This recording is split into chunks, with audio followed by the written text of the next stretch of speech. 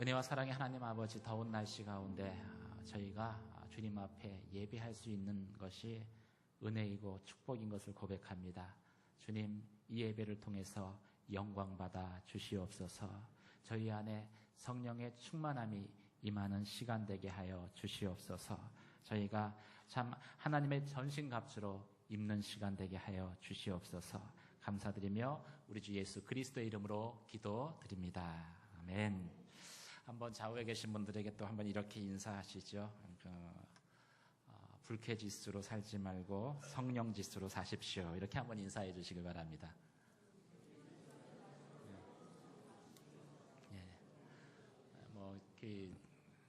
좀 길다고 여겨지시는 분은 뒷마디만 하는 것 같아요. 성령지수로 사십시오. 영성은 눈에 보이지 않습니다. 이 눈에 보이지 않는 영성도 이 보이는 관계 가운데에서 저희에게 나타나질 수 있다는 것을 에베소서는 말씀하고 있습니다. 그래서 영성은 관계성이다라고까지 이야기를 합니다. 지금까지 에베소서의 말씀을 통해서 이 보이지 않는 내 안의 성령 충만함, 그 성령 충만함이 나를 넘어서 관계의 영역, 구체적으로 남편과 아내의 관계, 또 부모와 자녀의 관계, 그리고 종과 주인의 관계에 어떤 변화를 일으켰는가를 저희가 말씀을 통해서 살펴보았습니다. 이런 관계의 변화의 가장 기본이 되는 게 사실은 하나님과 나와의 관계의 변화지요. 모든 관계의 변화는 하나님과 나와의 관계의 변화로부터 시작되어집니다. 그런 의미에서 우리는 하나님 아버지와 나와의 관계에 계속해서 변화가 일어나야 되는 것이죠.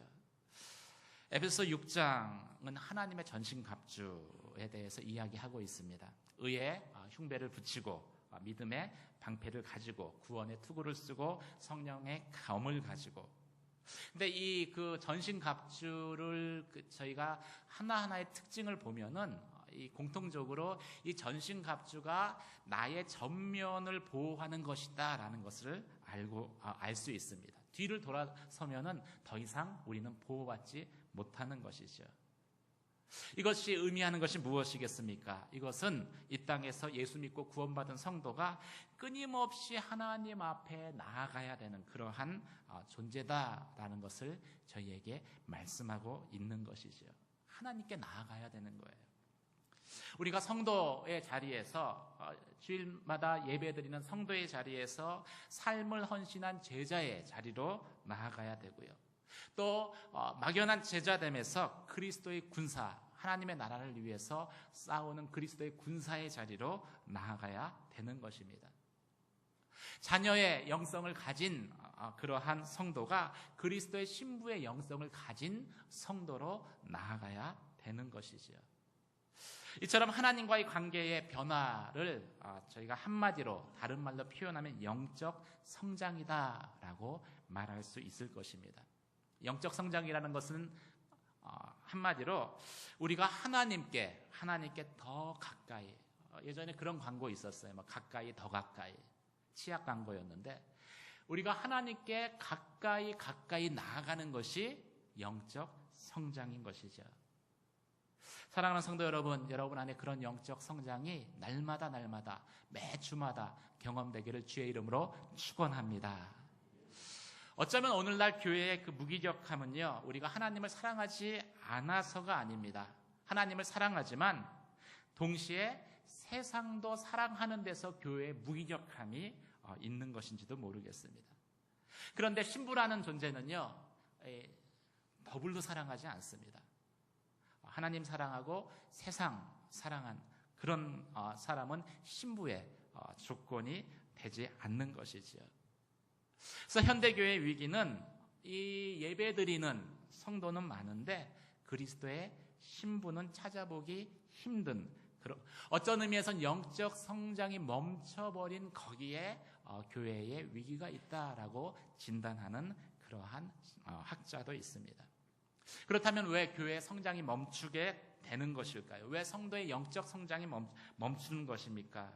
오늘 본문의 말씀은 성도의 성장을 막는 그러한 악한 마귀의 존재에 대해서 저희에게 말씀하고 있습니다.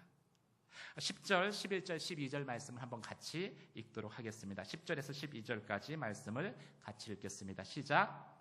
마지막으로 여러분은 주 안에서 그리고 주의 힘의 능력으로 강건해지십시오. 마귀의 계작에 대적해 설 수 있도록 하나님의 전신갑주를 입으십시오. 우리의 싸움은 혈과 육에 대한 것이 아니라 권력들과 권세들과 이 어둠의 세상 주관자들과 하늘에 있는 악한 영들에 대한 것이기 때문입니다. 이 10절에서 12절까지 말씀하고 있는 것은 마귀가 전략을 가지고 있다라는 것이지요. 사단은 전략을 가지고 있습니다. 우리의 싸움은 혈과 육에 대한 싸움이 아니라 하늘에 있는 악한 영들과의 싸움이다. 정사와 권세와 하늘에 있는 악한 영들 간의 싸움이다. 그래서 영적 싸움, 영적 전투를 오늘 에베소서는 말씀하고 있습니다. 악한 영이 어떻게 성도를 대적합니까? 우는 사자처럼 두루 삼킬 자를 찾는다라고 말씀하고 있습니다. 이 전쟁이라는 표현이 무색하지 않을 정도로 사단은 결사적으로 성도를 붙들고 대적하는 것이죠. 왜 그렇게 결사적으로 믿음의 사람들을 붙들고 그들이 하나님께 나아가지 못하게 할까요? 성도가 하나님께 가까이 가면 갈수록 오늘 말씀처럼 주님의 능력으로 강건함을 입기 때문입니다. 주의 능력으로 성도가 강건함을 입으면 입을수록 이 땅에 구축한 사단의 왕국은 무너지기 때문인 것이지요. 다시 말해서 사단이 자신이 들어와 살고 있는 집, 이 세상에서 내어 쫓김을 당하게 되기 때문에 사단은 결사적으로 성도가 하나님께 가까이 나아가는 것을 제지한다라는 것이죠. 사단은 원래부터 이 땅의 주인이 아니었다라고 성경에 말씀하고 있습니다. 원래 이 땅을 다스리는 권세는 하나님이 아담에게 주셨어요. 그런데 아담이 하나님의 말씀을 어길 때, 죄를 지을 때 그 아담에게 있었던 권세가 사단에게, 죄를 조장한 사단에게 넘어갔다라고 말씀하고 있습니다. 근데 사단이 이 세상에서 주인처럼 이 세상을 다스리고 살고 있었던 거예요. 그런데 진짜 주인이 나타납니다. 그리고 사단을 향해서 나가라고 하면은 사단은 내어 쫓길 수밖에 없는 그러한 존재다라는 것이지요. 그래서 내어 쫓김을 당하지 않기 위해서 얼마나 치열하게 성도들, 믿음의 사람들을 붙들고 그들이 하나님께 나아가지 못하게 하는지 모릅니다. 사단은 이 세상에서 내어 쫓김을 당하지 않기 위해서 이 세상의 정사와 권세, 권력과 권세들을 사용한다라고 말씀하고 있습니다. 여러분, 권세란 게 뭘까요? 권력이라는 게 무엇이겠습니까? 이 개정개혁판 성경에는 이 권세를 정사라고 번역했는데, 이 정사라는 것은요, 어떤 지역을 중심으로 조직을 형성하고 있는 세력을 의미하는 것입니다. 그리고 권력이라는 것은 말 그대로 힘, 그 영향력을 의미하는 것이죠. 이런 권세와 권력의 뒤에, 배후에 어둠의 세상 주관자들과 하늘에 있는 악한 영들이 있다라는 거예요. 권세와 권력을 통해서 사단은 계속해서 인간에게 악한 영향력들을 행사하고, 이러한 영향력들을 통해서 자신이 이 땅에 대한 통치를 계속해서 유지하려고 하고 있는 것이죠. 선교학자들이 이 기독교 핍박 지수와 종교 분포도를 지도에 표시하다가 어느 날 아주 그 놀라운 사실을 발견했습니다. 혹시 PPT 가능한가요? 예, 한번 띄워주시죠. 예. 템포리 윈도우라는 그러한 개념인데, 그 위도 10도에서 40도, 이게 지금 그 박스 안에 돼 있는 부분이 위도 10도에서 40도에 있는 나라들을 표시한 것입니다. 근데 그 기독교 핍박 지수와 종교 분포도를 이렇게 그 조사를 해보니까 기독교의 적대적인 종교가 이 위도 10도에서 40도 지역에 다 몰려 있다라는 것을 알게 된 것이죠. 불교와 이슬람과 도교와 또 힌두교 모두 이 지역에서 발생했고 또 이 지역이 그 중심지에 위치하고 있습니다. 그런데 다른 사회적인 역학조사를 하다 보니까 이 지역이 세계에서 가장 질이 낮은 생활을 하는 50개 국가가 있고 또 그 지역의 10명의 사람들 중에 이 1040 윈도우 지역에 8명 정도가 80% 정도가 집중되어 있다는 사실을 발견하게 된 것이죠. 이 지역은 기아로 인한 신생아 사망률, 또 평균 수명, 또 읽고 쓰고 있는 그 능력이 가장 떨어지는 지역이다라는 것을 알게 된 것입니다.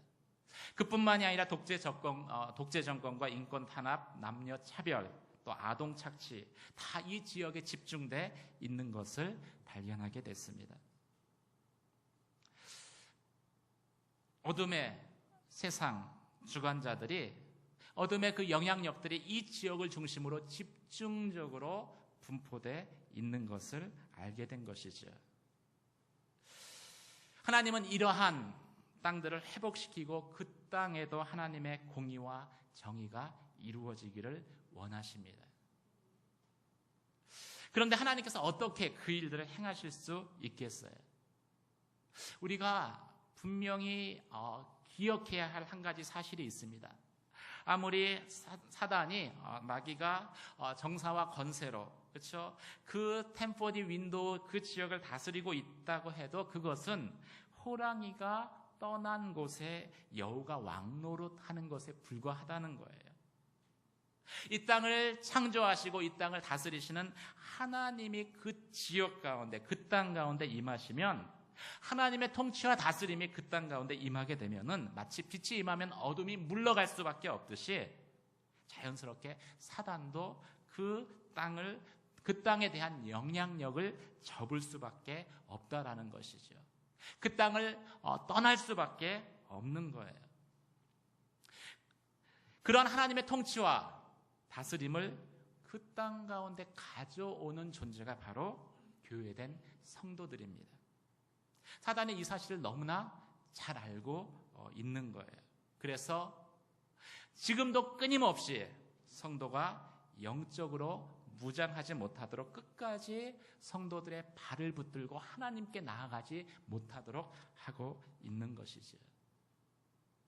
사랑하는 성도 여러분, 날마다 그리스도께 하나님께 나아가는 그러한 저와 여러분이 되시기를 주님의 이름으로 축원합니다.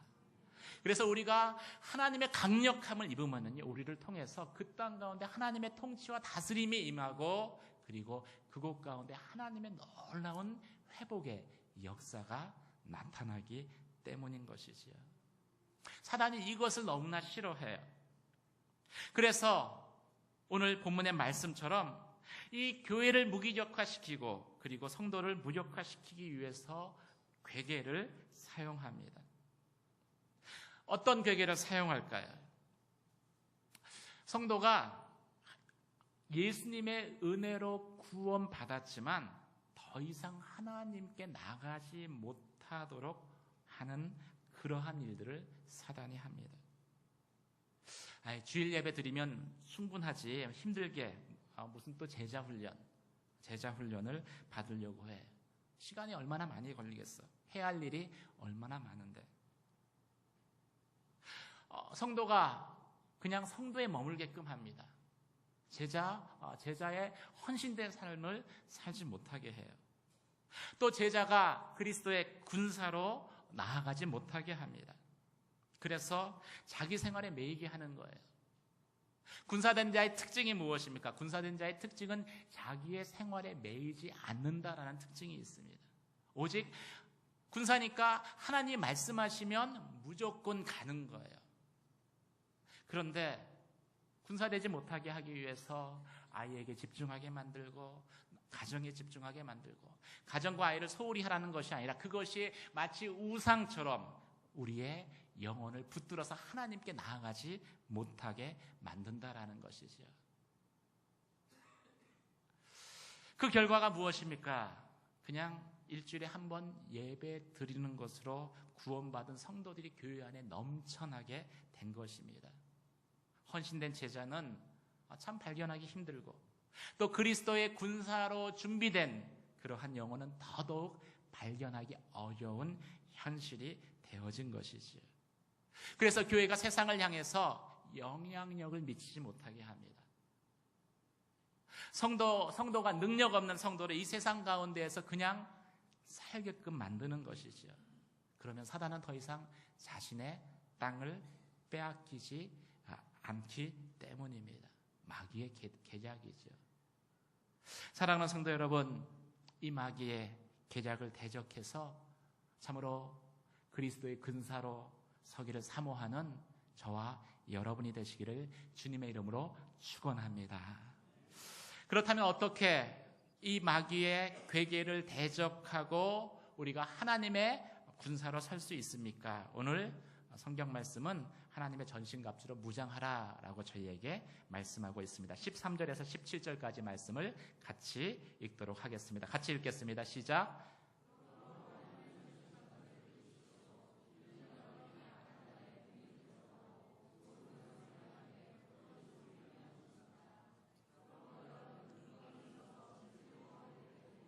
의의 가슴바지를 붙이고 평화의 복음의 신을 신고 모든 일에 믿음의 방패를 가지고 이곳으로 악한 자의 모든 불화살을 소멸시키고 구원의 투구와 성령의 검 곧 하나님의 말씀으로 무장하십시오. 오늘 에베소 6장은 우리가 살고 있는 이 시대가 악한 시대다라고 정의하고 있습니다. 악한 시대다라는 것은 주님이 다시 오실 재림의 때가 가까웠다라는 것이죠. 이 마지막 때의 징표가 뭐냐면요, 하나님을 대적하는 일들이 도처에서 쫙 일어난다는 거예요. 곳곳에서 일어난다는 것입니다. 사단은 대중문화를 선택했다라는 그 책의 제목처럼 대중문화를 통해서 저희는 이 세상이 얼마나 하나님으로부터 멀어져 있는지를 알 수 있습니다. 동성애가 합법화되어져 갑니다. 아침 드라마를 보면 건강한 가족은 발견하기가 어렵습니다. 원수를 사랑하라는 그 주님의 명령은 원수를 철저히 응징하는 주말 드라마 앞에서 힘을 잃어버립니다. 우리를 둘러싸고 있는 이러한 일들을 우리가 계속해서 바라보면은 우리 어떤 일들이 일어날까요? 우리의 마음도 생각도 영도 마치 가랑비에 옷 젖듯이 이 세상에 하나님을 대적하는 그런 악으로 물들 수밖에 없다라는 것이죠. 여러분, 한강물이 가만히 있지 않습니다. 한강물이 흘러요. 그런데 이 한강물에 배를 타고서 나는 아무것도 하지 않겠다, 그렇다고 해서 내가 제자리에 있는 것일까요? 그렇지 않습니다. 아무것도 하지 않으면 그냥 물의 흐름을 따라서 내가 흘러가게 되어져 있는 것이죠. 마찬가지입니다. 이 하나님을 대적하는 이 악이 만연한 이 세상의 문화 가운데에서 내가 아무런 조치도 취하지 않고 있으면 그것은요, 그 문화, 그 생각을 내 마음 가운데 자연스럽게 받아들이는 것과 똑같다라는 것이지요. 가만히 있으면 세상에 영향을 받게 되어져 있습니다. 그래서 성도는 적극적으로 하나님을 대적하는 그 악한 문화에 대해서 대항해서 영적인 무장을 하고 있어야 된다. 오늘 에베소서는 저희 가운데 말씀하고 있는 것입니다. 사랑하는 성도 여러분, 영적인 무장을 하고 사시기를 주님의 이름으로 축원합니다. 왜냐하면 우리가 이 땅에서 사는 믿음의 삶이 영적 싸움이기 때문입니다. 이 C.S. 루이스가 영적 싸움을 이야기하면서 저희에게 두 가지를 경고했습니다. 첫 번째, 영적 싸움에 있어서 두 가지 사단의 커다란 속임이 있는데, 첫 번째는 우리가 사단의 존재를 믿지 않게끔 하는 것이다. 그것을 통해서 우리로 패배하게 만든다라는 것이죠. 두 번째는 우리의 모든 신경을 사단에게만, 마귀에게만 집중해서 모든 것을 사단에게 돌리는, 사단의 탓으로 돌리게 하는 것이다. 그것을 통해서 또 우리가 영적 싸움에 패하게 된다라는 것이죠. 아담이 선악과를 따먹은 것은 분명 미혹하는 사단의 존재가 있었기 때문입니다. 저희는 이 영적인 배후가 되는 사단의 존재에 대해서 인정해야 될 것입니다. 하지만 아담이 선악과를 따먹은 것은 전적으로 사단 때문이 아닙니다. 사단의 말을 듣고 선악과를 따먹은 아담에게 어쩌면 더 많은 책임이 있는 것이죠. 우리가 영적 싸움을 하면서 이 땅에서 믿음의 삶을 살면서 때로는 이 사단에 대해서 적극적으로 대적하며 내어 쫓아야 될 때도 있습니다. 하지만 또 반면에 무엇 때문에 아담이 사단의 그 미혹에 속아 넘어갔는지에 대해서 자신을 살펴봐야 될 필요도 있는 것이죠. 우리가 손을 내밀어서 마귀 때문이야 라고 했을 때, 저는 사람을 지적하지 않았습니다. 이것 때문에 시험 받은 분 계셔가지고, 마귀 때문이야 라고 했을 때 한 손가락은 마귀를 지적하지만 나머지 세 손가락은 누구를 향하고 있습니까? 나를 향하고 있다는 사실을 기억해야 되는 것입니다. 나를 돌아봐야 돼요. 영적 싸움에서 이기려면은요, 나를 돌아볼 수 있어야 됩니다. 그래서 먼저 우리 자신이 하나님의 전신갑주로 무장하는 것이 영적 싸움에서 이길 수 있는 가장 첩경이다라고 말하고 있는 것이죠. 어떤 전신갑주를 입어야 됩니까? 먼저 첫 번째 한번 따라하겠습니다. 진리로 허리띠를 매야 됩니다. 네, 진리로 띠를 띠우라는 거예요. 창조하고서 이 땅을 통치하고 다스리는 그 권위를 하나님이 아담에게 주셨는데, 그 권위를 다시 사단에게 빼앗긴 것은 진리로 아담이 동요매지 않아서 생긴 일입니다. 아담이 진리를 몰라서, 듣지 않아서 그렇게 된 것이 아니라 진리 가운데 붙어 있지 않아서 그런 거예요. 하나님은 아담에게 분명히 말씀하셨습니다. 동상 중앙에 선악과를 먹으면 죽을 것이다. 2번 강조하셨어요. 정령 죽게 될 것이다. 그런데 아담은 그 말을 가슴 깊이 새기지 않았습니다. 그래서 죽을까 하노라 라고 자신의 입을 통해서 이야기했을 때 사단이 정확히 그 타임을 놓치지 않고 죽지 않을 것이다, 하나님의 말씀 진리에 대적하는 다른 말을 한 것이죠. 그것을 통해서 미혹되어진 것입니다. 선악과를 먹으면 내 눈이 하나님처럼 밝아지게 될 것이다. 그 사단의 말에 귀 기울였을 때 죄를 지을 수밖에 없었습니다. 진리는 알라고 있는 것 아니라 우리의 머리에 새기고 그리고 가슴에 새기라고 있는 것이 진리입니다. 사랑하는 성도 여러분, 진리 가운데 붙들림 받으시길 주님의 이름으로 축원합니다. 우리가 매일 말씀을 묵상하죠. 말씀을 묵상하면 적어도 그 말씀이 하루 동안은 머릿속에, 가슴속에 남아 있어야 돼요. 진리의 허리띠를 띠고 있어야 됩니다. 그럴 때 사단의 미혹으로부터 우리가 승리할 수 있는 것이죠. 사랑하는 성도 여러분, 진리로 허리띠를 매는 저와 여러분 되시길 주의 이름으로 축원합니다. 두 번째, 의의 가슴바지를 붙이라 라고 말씀하고 있습니다. 이 가슴바지는요, 가슴과 등을 보호하기 위한 그러한 장비였습니다. 이 로마 시대 때 이 방패는 그 크기가 컸습니다. 죄송합니다. 의의 가슴바지를 붙이십시오. 이 나를 보호해주는 가슴, 이 가슴, 심장을 보호해주는 것이죠. 나를 보호해주는 흉배는요, 그 뚫어지지 않는 하나님의 의로, 의라는 사실을 저희가 알고 있어야 됩니다. 여러분의 의는 사단의 참소 앞에서 쉽게 뚫려질 수 있습니다. 그래서 우리가 붙들어야 되는 것은, 우리가 붙이고 있어야 되는 것은 내 의가 아니라 예수 그리스도의 의, 하나님의 의가 되어지는 것이죠. 사랑하는 성도 여러분, 내 행위가 아니라 예수 그리스도의 십자가의 행위를 붙드는 그러한 저와 여러분이 되시길 주님의 이름으로 축원합니다. 사단이 나를 정죄할 때, 그렇게 살아야 되겠어라고 정죄할 때 나의 행위로 인해서 좌절하는 것이 아니라, 또 나의 행위로 인해서 교만케 되는 것이 아니라, 바울이 고백했던 것처럼 나의 나된 것은 하나님의 은혜다.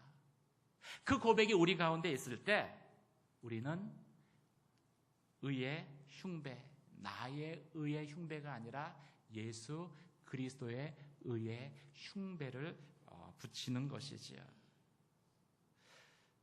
한번 따라해 보십시오. 나의 나된 것은 하나님의 은혜입니다. 그 믿음의 고백이 항상 매일매일의 여러분의 입술 가운데 있게 되길 주의 이름으로 축원합니다. 그러면 사단의 참소로부터 우리가 항상 안전할 수 있는 거예요. 세 번째, 평안의 복음에 예비한 신을 신으라라고 말씀하고 있습니다. 평안의 복음을 예비한 신. 복음은 우리 가운데 평안을 가져다 줍니다. 이 체프먼 목사님이 이 복음서를 연구하다가 아주 재미있는 통계를 찾아내셨습니다.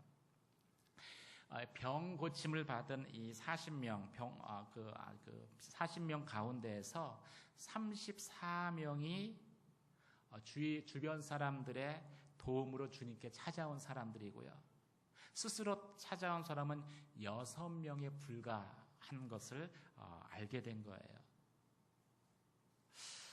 이 하나님의 은혜, 예수 그리스도의 은혜는 전하는 자가 없으면은 40명 중에 6명 정도만 주님께 스스로 나아가서 그 주님의 은혜를 경험하게 된다라는 것이죠.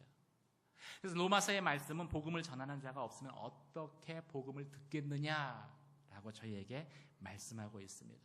성경은 복음을 전하는 자의 발이 복되다라고 저희 가운데 말씀하고 있습니다. 복음을 전하기 위해서 부지런히 발을 움직이는 자는 절대 사단의 타겟이 될 수 없습니다. 우리가 사단의 타겟이 되는 것은 언제겠습니까? 그것은 복음 전하기를 멈추고 세상에 안주하고 주저앉을 때 바로 사단의 타겟이 되는 것이죠. 사랑하는 성도 여러분, 평안의 복음에 예비한 것으로 날마다 신을 신고 복음을 전하는 자로 살아가는 저와 여러분이 되시기를 주님의 이름으로 축원합니다. 네 번째, 모든 것 위에 믿음의 방패를 들라라고 저희 가운데 말씀하고 있습니다. 믿음의 방패를 드십시오. 이 모든 것 위라는 것은요, 모든 것이 다 중요하지만 그 중에 꼭 가져야 하는 것이 믿음이라는 방패다라는 그러한 의미인 것이죠. 로마 시대에 군인들에게 가장 위력적인 무기는 이 불화살이었다고 합니다. 근데 이 방패는 이 불화살을 막는데 가장 효과적인 그러한 도구였습니다. 그래서 이 방패가 보통 저희들이 알고 있는 방패 사이즈보다도 훨씬 더 컸어요. 길이가 1.2m, 그리고 너비가 77cm가 됐습니다. 그래서 1.2m에 70cm면 이 정도 되는 거죠. 아무리 불화살을 쏴도 이 방패 안에 몸을 숨기고 있으면 안전할 수 있었습니다. 더구나 이 방패는요, 기록에 의하면은 두 겹으로 되어 있었습니다. 겉이 있고 또 그 다음 속이 있는데 이 사이가 비어 있었대요. 그래서 불화살을 쏘아도 그 사이에 있는 공간에 화살이 꽂혀서 즉시로 불이 꺼질 수밖에 없는 그러한 구조로 되어 있다라고 말씀하고 있습니다. 아무리 사단이 우리를 향해서 의심과 비난과 염려의 불화살을 쏴도 우리가 믿음 가운데 서 있으면은 그것은 시간이 지나면 사그러지고 꺼질 수밖에 없다라는 것이죠. 사랑하는 성도 여러분, 믿음의 방패를 드시기를 주님의 이름으로 축원합니다. 다섯 번째, 구원의 투구를 써야 한다라고 말씀하고 있습니다. 구원의 투구를 쓰십시오. 구원이라는 것은 미래의 소망과 연관되어진 것입니다. 성도가 주님이 다시 오실 때 그 나의 구원이 안전하다라는 그러한 확신이 없으면은요, 현실을 살아가는 삶 가운데에도 무너져 버릴 수밖에 없습니다. 그래서 이단이 가장 많이 흔드는 게 구원의 문제입니다. 보통 이 이단들이 접근할 때 이런 식으로 접근을 하죠. 구원 받으셨습니까? 구원 받았는데요. 이어서 물어요. 언제 구원 받았습니까? 대답하기가 애매하잖아요. 글쎄요, 이렇게 말을 꺼내는 순간 곧바로 이야기합니다. 당신은 구원받지 못했습니다. 그러면서 구원에 대한 소망을 흔들어 버리는 거예요. 구원이 흔들리면은요, 성도의 모든 것들이 흔들리는 것입니다. 그래서 이 구원의 투구를 항상 우리가 쓰고 있어야 되는 거예요. 예수 그리스도를 인해서 믿음으로 구원받은 나의 구원은 주님이 다시 오실 때까지 안전하다. 그 구원의 투구를 쓰고 있을 때 더 이상 사단의 미혹에 넘어가지 않게 되는 것이지요. 성경은 그래서 저희 가운데 이렇게 말합니다. 너희 속에 소망에 관한 것을 묻는 자들에게는 대답할 것을 항상 예비하고 있어라. 여러분의 구원에 대한 그 분명한 믿음의 확신을 소망 가운데 항상 간직하고 살아가는 저와 여러분이 되시기를 주님의 이름으로 축원합니다. 마지막, 말씀의 검을 들라라고 이야기하고 있습니다. 말씀의 검을 드십시오. 검은 전신갑주 중에서 유일한 공격 무기입니다. 예수님이 광야에서 시험을 받으셨을 때 사단의 유혹을 물리친 것도 바로 말씀의 검, 기록된 하나님의 말씀이었습니다. 이 하나님의 말씀을 선포할 때 사단은 물러나게 되어 있습니다. 근데 우리가 검을 사용하지 않으면은요, 말씀의 검을 사용하지 않으면 검이 녹이 있습니다. 녹이 있으면은 이 칼집에서 빼어지지를 않아요. 꺼내지지를 않습니다. 날마다 저희가 말씀의 검을 사용해야 되는 것이죠. 말씀을 애우고 그 말씀을 우리의 입술로 선포할 때에 말씀의 검은 날쌘 검이 될 것입니다. 그리고 사단의 모든 그러한 공격에 대해서 참으로 하나님의 능력을 나타내는 그러한 능력의 통로가 되어질 것입니다. 말씀의 검을 소유하는 저와 여러분 되시기를 주님의 이름으로 축원합니다. 이 전신갑주를 저희가 전신갑주로 무장하고서 마지막 기억해야 될 것이 무엇입니까? 이 뒤를 돌아보면 안 된다는 거예요. 아무리 하나님의 전신갑주로 무장을 했어도 우리가 뒤를 되돌아보면 아무런 대책이 없다라는 것을 성경은 말하고 있기 때문이죠. 믿음이란 그런 것입니다. 믿음이라는 것은 결코 뒤로 물러서서는 안 된 것입니다. 믿음의 삶에는 전진만이 있을 뿐입니다. 사랑하는 성도 여러분, 하나님의 전신갑주를 입고 날마다 주를 향해서 나아가는 그러한 저와 여러분이 되시기를 주님의 이름으로 축원합니다. 구원받은 성도로 사는 것에 만족하지 마십시오. 주님의 제자가 되기를 여러분 마음 가운데 소원하십시오.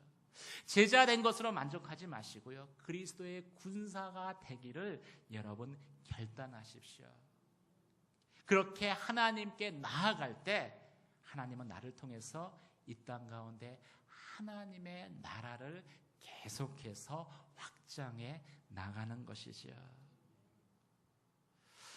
18절에서 24절까지 말씀을 저희가 같이 보도록 하겠습니다. 18절에서 20절까지 말씀 한번 같이 읽도록 하겠습니다. 같이 읽겠습니다. 시작.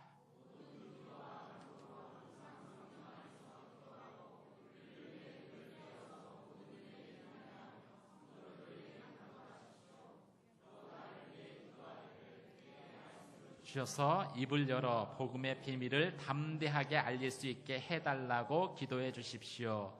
내가 이것을 위해 사슬에 매인 사신이 됐습니다. 그러므로 내가 복음 안에서 마땅히 해야 할 말을 담대하게 말할 수 있도록 기도해 주십시오. 아멘. 21절에서 24절까지는 나중에 다시 한번 보시면 되겠습니다. 이 전신갑주가 외부로부터 오는 공격을 막기 위한 것이라면 이 기도라는 것은 우리의 안으로부터 힘을 키우는 것입니다.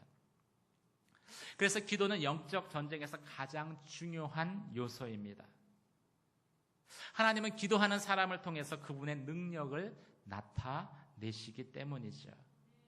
또 기도를 통해서 성령의 능력이 임하는 것을 저희는 경험할 수 있습니다. 오순절 마가의 다락방에서 성령의 능력이 임하고 3,000명이 회개하고 이 땅에 교회 하나님의 나라가 세워질 수 있었던 것은 그들이 예루살렘을 떠나지 않고 모여서 함께 기도했기 때문입니다. 기도라는 것은 이 하늘의 능력에 플러그인 하는 것과 같다라는 것이지요. 그래서 사단은 다른 것보다도 성도가 기도하지 못하게 합니다. 기도 외에 다른 일로 우리를 바쁘게 만듭니다. 사역으로 바쁘게 만들고 그리고 또 이 세상의 일들로 분주하게 만듭니다. 이 기도의 사람 조지 밀러가 이런 말을 했습니다. 5시간 열심히 일하는 것보다 1시간 기도하고 4시간 열심히 일하는 것이 더욱 효과적이다. 왜 이런 고백을 했겠습니까? 기도가 무엇인지 알기 때문에 그런 것이죠. 내가 일을 하면은요, 우리가 이 세상에서 열심히 일해야 합니다. 열심히 주의 일 해야 됩니다. 근데 내가 일하면은요, 그냥 일하는 것에 불과합니다. 그런데 내가 기도하면은요, 그것은 하나님이 일하는 것이에요. 여러분, 내가 일하는 것과 하나님이 일하는 것, 어떤 것이 능력이 있겠습니까? 하나님이 일하시게 하는 게 훨씬 더 능력이 있는 것이지요. 그래서 기도해야 합니다. 영적 싸움에서도 우리는 기도해야 합니다. 바울은 성도들을 위해서 기도를 요청하고 있습니다. 또 오늘 본문에서 바울은 자신을 위해서 이 땅의 정사와 권세에 굴하지 않고 복음의 비밀을 내가 담대히 전할 수 있게 해달라, 자신을 위한 중보의 기도를 요청하고 있습니다. 왜 그렇습니까? 기도야말로 이 땅 가운데 하나님의 통치와 다스림이 임하게 하는 그러한 통로가 되어지기 때문인 것이지요. 이엠 바운주가 이 중보기도의 중요성에 대해서 이렇게 기록했습니다. 하나님은 기도로 세상을 이끌어내십니다. 세상은 기도로 형성되고 기도가 많을수록 더 좋은 세상이 될 것입니다. 그리고 기도가 많을수록 사단은 패배하게 될 것입니다. 그래서 하나님은 큰 일을 행하시기 전에 먼저 중보 기도자를 세우시고 기도로 교제하는 그러한 사람들을 통해서 이 땅 가운데 일하시는 분이십니다. 사랑하는 성도 여러분, 기도를 통한 하나님의 역사를 경험하는 저와 여러분이 되시기를 주님의 이름으로 축원합니다. 이 땅은 하나님이 통치하시고 다스리는 땅입니다. 결코 이 땅은 사단의 왕국이 아니라 하나님의 나라가 임하는 곳입니다. 하나님은 믿음의 사람들을 통해서 그 일들을 행하시기를 원합니다. 그래서 우리 가운데 끊임없이 나아오라고 말씀하십니다. 성도로, 제자로, 아니 제자에서 군사로, 그리스도의 군사로 나아올 때에 모든 이 땅의 어둠의 권세를 물리치고 그것 가운데 하나님의 나라가 임할 것을 저희 가운데 약속하고 계십니다. 사랑하는 성도 여러분, 이 땅에는 믿음의 싸움 가운데에서, 영적 싸움 가운데에서 그냥 일주일에 한 번 예배드리는 성도의 자리에 머무는 것이 아니라 제자로 나아가고 그리고 그리스도의 군사로 나아가는 저와 여러분 되시길 주님의 이름으로 축원합니다. 그것을 위해서 여러분 그 하나님의 전신갑주를 입으시기를 주의 이름으로 축원합니다. 그것을 위해서 여러분 하나님께 참으로 성령 안에서 무시로 기도하는 바울이 고백한 것과 같은 기도의 사람이 되시기를 주님의 이름으로 축원합니다. 그러한 우리를 통해서 하나님이 나의 가정을 하나님의 나라로 변화시키시고 교회를 하나님의 나라로 변화시키시고 이 나라와 이 민족을 하나님의 나라로 변화시키시는 놀라운 믿음의 역사를 경험하는 저와 여러분 되시기를 주님의 이름으로 축원합니다. 기도하시겠습니다.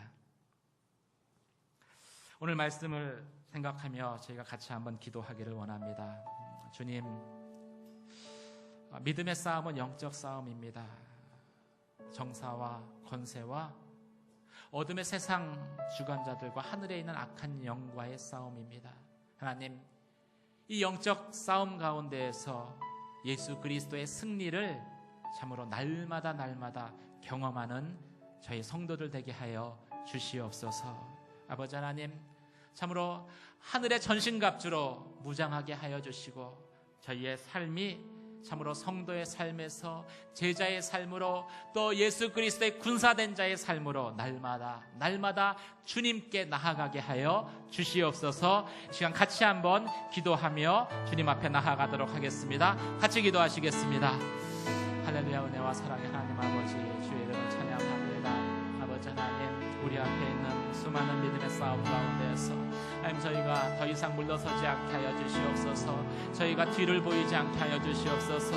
아버지 하나님, 뒤를 돌아보는 자는 하나님 나라에 합당치 않다고 말씀하셨는데 매일매일이 저희가 주님 앞에 나아가는 시간이 되게 하여 주시고 매주의 예배가 참으로 하나님께 더 가까이 나아가는, 그래서 하나님과 우리의 사이가 점점 가까워지는 아버지 하나님, 그러한 시간이 되게 하여 주시옵소서.